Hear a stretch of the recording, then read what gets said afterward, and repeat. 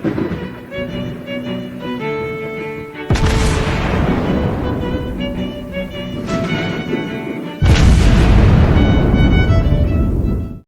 everyone, and welcome back to World of Warships Blitz with Terry. I don't know if you are superstitious. I personally tend not to be very much. I tend to be more of a rationalist. But this ship has almost managed to convince me. This is the Iwami, a Tier 9 premium Japanese battleship. That, I believe, came out already, I think. And I have been trying to record footage for this ship, or test this ship in battle, for the last, I think, about 2 weeks plus.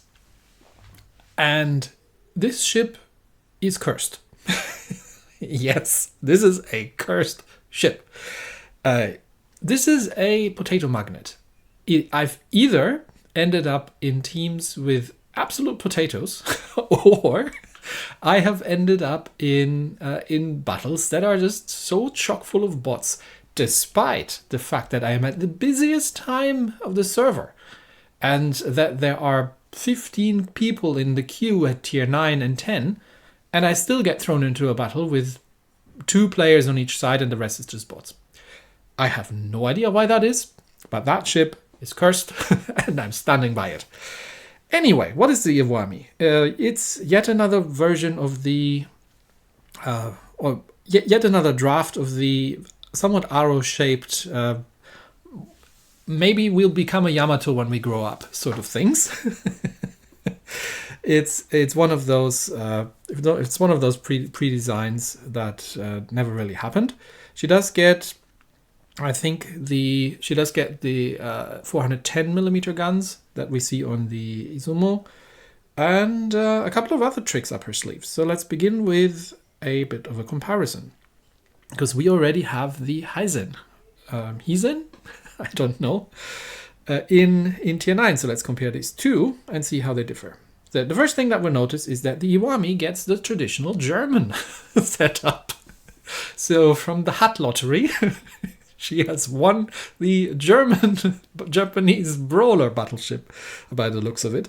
She does get a secondary overload. It's only a secondary overload 1, and she only gets a precise aim 1 for tier 9. That's a little bit meager, but then again, Heisen gets the rapid reload 1, so she's won the French lottery, or the British.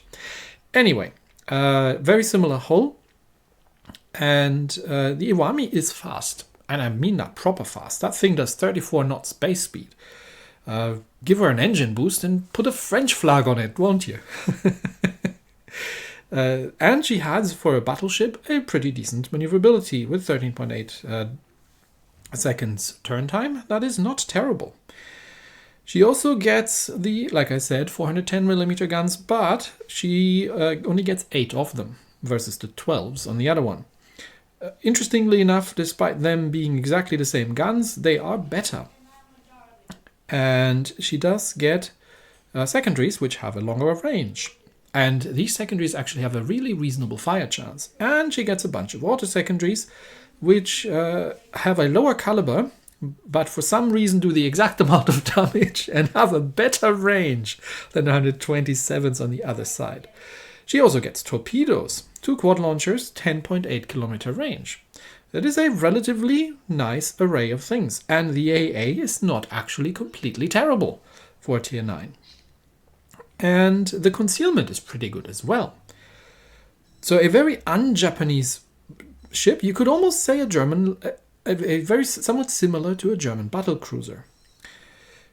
Now let's quickly compare her to the Izumo, who nobody is going to be comparing to be a particularly great ship at tier 9, because tier 9 is a bit difficult, because there is a massive uptick in tier 10 when it comes to gun caliber, which means that tier 9 is sort of the place where a lot of the engagements are switching to long range, which makes the proposition of a brawler in tier 9 and 10 a little bit, or a close range ship can be a little bit tricky. But yeah, Izumo gets a better precise aim, but obviously not the secondary overload. Other than that, relatively similar. Again, only Iwami is a very quick ship, and the guns don't have the same range as on the Izumo, but otherwise have the same characteristics. And the Izumo's guns are not bad, don't get me wrong. It's just that the Izumo is affected by the turret bug. Otherwise, she might have been a decent ship. Very much a long-range artillery, not meant to be at close range. And the secondaries, again, similar but better range, and the auto secondaries are sharing the same interesting characteristics that we've just seen before. Obviously, the Izumo does not get torpedoes, and the Izumo also does not get a great AA. Now, the AA on the Iwami isn't great, but it's workable. And with 11 kilometers, she has a relatively good concealment. The problem that I was facing, as I mentioned before, is that I was, well, that I was running into very, very, very strange matchmaking problems. Because either it's only bots, or it's again, I'm playing with teams that are complete potatoes. Now you say, Terry, why don't you carry? Well, the Iwami is an interesting concept. It's the idea of what if you took the whole of an Izumo and kitted it out sort of like a German battlecruiser. You get the choice between main battery reload and main battery and traverse, or the general make everything a little bit better. AA, couple more hit points, and really nobody needs the torpedo damage reduction. So main battery it is, even though the main batteries are technically not the main thing on this ship. You then get the choice of camouflage. You can either go with the standard battleship camo, which buffs your mains, or you can make it look like a fish, and get a sort of brawler setup, which also gives you main battery range, but gives you range on the secondaries. So I would almost say this is probably the better setup stats wise. But one problem that she has, and I'm really not going to leave that. There we go. One problem that she has is the hull, because this is an Izumo hull. And it does not have great armor. So if you're brawling somebody, you better be quick about it. And quick is something that the Iwami can do. Equipment. There are sort of two choices. Now, I've gone back and forth a little bit. I have originally used the auxiliary modification for secondary range and AA range. Now, the AA range isn't what it's all about, but the secondary range is kind of nice, especially that you do have a decent base range on these things. That said, especially if you are not in a scenario where you can actually use your secondaries, but you have to fight at long to mid range because you're in a tier 10 game, and there are things like Vermonts that can absolutely blast you out of the water. In the end, I've gone with the main battery mod 3, but I think both would be valid choices. And in traditional German battlecruiser setup, I'm actually sailing with a concealment module. So all of that gets us to a 19-second reload on 8 410mm guns, which isn't great, but again, it's not about those really. We do have a decent range on the secondaries, like I mentioned, and we actually have a 10-kilometer surface detection on this thing now. As traditional, I have played with two commanders. I'm a regular one and then a legendary one. So Yamamoto, standard setup really. You probably do want the marksman and fire supremacy. I've gone with the close quarters combat expert, which is not something you'd usually do on a Japanese ship, but I think you'd be safe to just stick with the demo expert, which is the more logical choice. And obviously the APCS plus. And I would generally go with the horizontal protection expert, but because it's Yamamoto and he gets the Citadel Strike Plus, I'm actually using that. Reason being that, even if you score a couple of Citadels, it's making, what's the difference in damage you're going to be making? 1,000, 2,000 points maybe? It's not massive, but giving you a bit more survivability might net you another salvo, which is going to do a lot more damage than all the additional Citadel buff that you get out of this combined. But, It's a legendary skill, so I'm going to go for it. So, Iwami in action. Now, again, I have picked 2 battles here. That, at least, I think, may be able to show you a little bit of what the ship is capable of. And, yeah, we'll see how it goes, okay?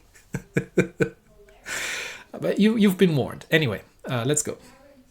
The first round, we are top tier and playing base capture and hourglass against von Parseval and Izumo, Roma, Seattle, Takao, Yugumo and Ognivoy.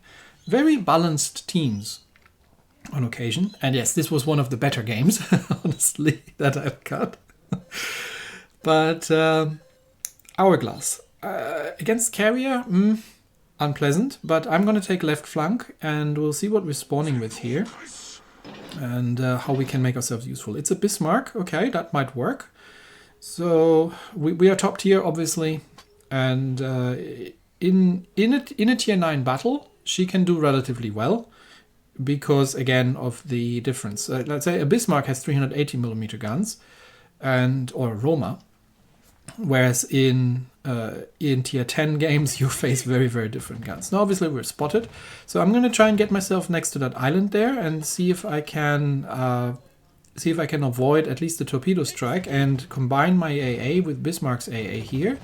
You're obviously not going to prevent strikes, but you might be taking a couple of planes with you. Now can I get behind the island before that torpedo strike comes in? Okay, he's going for the Bismarck. And we're just together we're shooting a fair amount of planes down, so I don't think he's going to see a lot of them. There is the Roma, and I think that first salvo mostly went into the island, and yeah, that was very disappointing. But let's get a little out. Already used my first heal, but Roma is sitting still, perfect broadside on at 11 kilometers, manual aim up, precise aim up, and let's see what these guns can do. And that is nice, but of course, unfortunately now I'm running into Ognivoy, so there are probably going to be torpedoes in the way. And here you see the slight problem with the secondaries, and that's the angles. The secondaries work really well. They are aligned around the X turret. The secondaries work really well if you are giving a bit of broadside, but if you're mostly bow in, they're not gonna have an awful lot of angles. It's kind of like the French secondaries that are sort of just hanging around in the rear. And yes, I am not wasting a damage control, but I do need to back off a little bit now, because I still don't know where the Ognivoy's torpedoes went, but maybe he decided he didn't want to fire them for some reason. Anyway, let's back off a little bit until my forward turret is repaired. Anyway, we can't really push here against an Ognivoy, and yeah, that Roma is starting to hurt really, really bad. That's where the sort of Japanese battleship armor is coming in, and in a fair duel, I think probably be able to take it on, but okay, enemy teams lost the Yugumo to our Friesland. Roma has gone, he's not undetected, but he's quite far away now. And there's that Ognivoy again. Now I am actually in range and can start my secondary overload. So of course Ognivoy smokes up. There are going to be torpedoes in the water, but I can use my secondary overload also against the Seattle, because with that running I have a great range on these secondaries. And yeah, against the cruiser, yeah, now this time Ognivoy had torpedoes away, so that was warranted to back off here. And then we'll let Bismarck take the heat a little bit, while we're again making our way out of the island position to do something else. So Ognivoy, Roma and Seattle, that's sort of what we're fighting here. And you can make these maneuvers in the Iwami, because that thing is actually quick. You can back off a little bit, heal up a little bit, and then, get back up to full speed and help out. Now, obviously, that Seattle is turned. That Seattle is kiting away, so with Bismarck and me shooting at him, he doesn't want anything to do with that, and is buggering off. Unfortunately, the carrier is now coming back. So once again, I'm going to combine my AA with Bismarck's and see if we together we can at least make him lose some planes on this whole exercise, and then we're gonna go for the push again. So I've got my last heal coming off cooldown, And I think we've taken down all the planes. Yeah, nicely done. I've got my last heal coming off cooldown, and I think we can now start running this flank and see if we can, because the rest of them has buggered off. Roma has run away. I don't know where the Ognivoi is. I'm still spotted, so he's somewhere around here. And I'm going to put my last heal. Be great if to have a sonar now, but up there are the Ognivoi torpedoes. I knew these were coming. Okay, taken 2, could have been worse, and we're now on the chase of the Ognivoi, so I'm going to switch over to high explosive, which on Japanese ships tends to be relatively good. And again, the problem with the secondaries being that they're not functioning forwards. So while I'm chasing that thing, I can only rely on my 2 forward gun turrets to make anything happen, which is quite annoying. The torpedoes, however, have a very, very good angle, so I can get the torpedoes away, but right now trying to get a couple of shells on target on the Ognivoi. We obviously are going to have to dodge torpedoes eventually. Now this looks like a torpedo drop happening, so I'm counter dropping and then already in reverse and turn hard in, and we'll keep giving chase. Precise aim up. Let's see if we can do something against that thing. That was better. And secondary overload up, see if we can finish off. Unfortunately, again, now I need to turn, which means to avoid his torpedoes, which I'm assuming coming in, which means the secondaries are, yep, there they come, which means the secondaries are out of arc, which means I sort of wasted that secondary overload a little bit. Couple of shots out again, secondaries no longer in range, and straddled. But we're still only 1 kill ahead. I think there might be a lot of low health targets. So I think I'm going to... Yeah, there's Roma, there's the von Parseval. Takao is probably already dead. I'll give it a shot anyway. And yes, the Ognivoi is still out there. He's gone undetected, so that's the Takao dead. I'm just going to point my bow towards him and just avoid the torpedoes. But you sort of seeing what I mean. The Iwami is not particularly effective in long-range engagements. She needs to be within sort of 8 kilometers and below to really be effective. And she needs to have an opportunity to get her secondaries to work. And that only really happens when you are giving an uncomfortable amount of broadside. So it's a ship that really needs a situation to shine, where you're not necessarily drawing fire, and you can use your damage output accordingly. Yep, there's the Ognivoi. He still gets 2 torpedoes on target, not going to kill me. And I don't think I'm going to get another shot at that thing. Oh, the Friesland takes him out. Nicely done, Friesland. But all in all, I think we've mostly won this. So this was the regular setup, without Army PSC Cap Shell, without legendary captain and all these kind of things. And the second battle I have for you, I did mention that there was going to be some derpage. The second battle that I have for you is an interesting one. It is a 6v6, and we are we're in a tier 10 game. But I think the only tier 10 on the enemy team is the bot Des Moines, and we do have a Mino and a Shima on our side. And it is center control and cage, so off we go.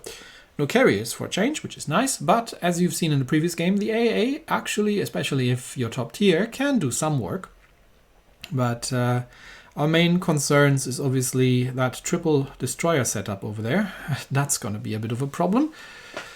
Well, we'll see if we can make ourselves useful. That's what we have secondaries for, right? Again, the problem there being the alignment or the arrangement of the secondaries. And you can really just... they work better in a kiting situation. So if you're running away from something, which, again, this thing is pretty good at. The problem is, it's a center cup map. You can't really be running away from stuff. You need to get into the capture circle. And that's where it can get a little difficult. But we'll set ourselves up for a left flank run, in case we need to. We've got Shimakaze going along the left side, and I can also duck back behind that island there in the center if I need to. But I don't want to get too close just now. I'm going to let the Shima do a little bit of spotting and wait for the Iowa to get in place as well, because I do have relatively good concealment for a battleship, or a battle cruiser really, and I'll make the best of it. Now Shima's obviously not alone in the capture circle. And we have found the first Izumo. Well, that's a minor problem, really. There's another one, and there's the bot Des Moines. I'm going to shoot at that thing, actually, because the bot Des Moines is actually relatively dangerous. Now, I don't have a sonar, so they're probably going to be Izumo torpedoes, and also over-penetration in the water. Just some extremely optimistic torpedo drops. And there's also the Kearsarge. There come the obvious Izumo torpedoes. So I've left it a little bit long to slow down here. They should Shima Izumo torpedoes. Oh dear, oh dear, oh dear. Oh dear, oh dear. Okay, so Des Moines is dead, but that Kearsarge, yes, you're in a battleship. You know that big bit on top that I just citadel, that's your hangar deck that has no armor and counts as part of the citadel, I believe. So he is in point blank range of an Iwami, and he is extremely dead. Now, unfortunately, there is a Izumo coming in my front here, which is a bit of an issue. So I'm just gonna let my secondaries deal with the Kearsarge and already start out at the Izumo. And yes, there are going to be Izumo torpedoes in the water, so Kearsarge is dead. And I don't have the torpedo angles to counter drop the Izumo, and he would have dodged anyway. But there should be Izumo torpedoes in the water, technically. Anyway, maybe there aren't. Oh no, there they come. Yeah, there are Izumo torpedoes. I knew they were coming. And a couple of shots off at the Izumo while we are dodging the Izumo torpedoes. All skill, no luck, I tell you. Saint-Louis decides that he needs to make something happen. And yeah, let's try to... I mean, everyone's pushing at this point because the enemy team has just bimbled through the... Iowa's running into all the torpedoes. Thank you. I didn't need a meat shield, but I'll take it. And Izumo is sitting back there, pretty still, broadside on. Well, occasionally pressing the fire button. Saint-Louis has realized, yeah, maybe not. And everyone is now just pushing here. And the Izumo is just given up, so let's use the secondary overload and see if we can catch him. He's just like, nah, I don't want to do this anymore. And the Izumo is still sitting still, shooting his guns occasionally. Well, at least that does mean he's not affected by the turret bug. Saint-Louis is dead, to nobody's great surprise. And we've lost a surprising amount of ships. I mean, one of them was a bot, but I don't know, we lost one of the Shimas now. The Friesland's just smoked up. I don't really have an intention of sitting in your smoke, really. I mean, I can, but... yeah, I mean, we're just at this point really just kicking the Izumo to death. And Mino is just running in, sending some torpedoes. Izumo is moving, but he's still going to take a couple of the Mino. I mean, he's dead anyway. There's no way he's getting out of that one. And a couple shots out, but the Mino just takes him down. And that just leaves one of the destroyers who, I don't know where he went, but probably just saw his team completely massacred. And figured, nah, I am not having any of this.